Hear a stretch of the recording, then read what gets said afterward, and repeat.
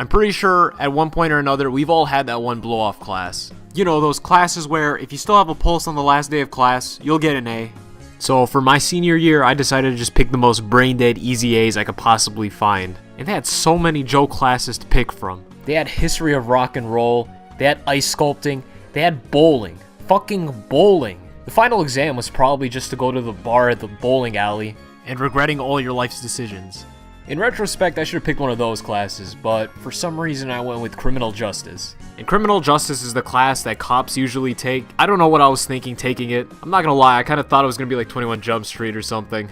The class itself was fine, but the teacher was a little off his rocker. This teacher never actually taught anything about criminal justice. For basically the entire class time, all he would do is just complain about the government and talk about these really dumb conspiracy theories. And I'm not talking your run-of-the-mill moon landing conspiracy theories. I'm talking some InfoWars level conspiracy theories. And even though he didn't directly mention Alex Jones, I know this guy had all the InfoWars merch at home. He would show us a bunch of YouTube videos that were just compilations of these conspiracy theories that made absolutely no sense. And I remember there's this one scene in Johnny Bravo that somehow predicted 9/11. So you mean to tell me not only was 9/11 an inside job, but apparently George Bush thought it'd also be funny to sneak in some Easter eggs to a terrorist attack inside an episode of Johnny Bravo?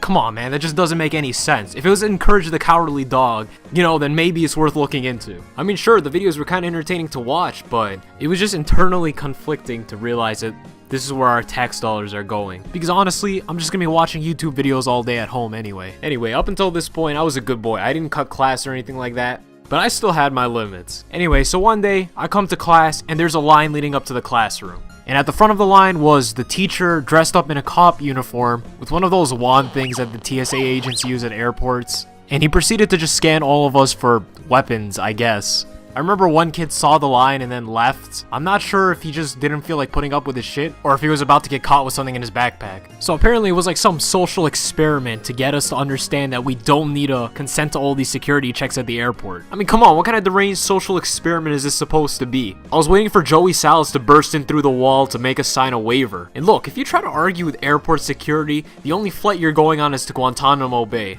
After that day, I just stopped going to class because at that point, I was just losing brain cells by actually coming to class. So I never studied, and I ended up getting a B-.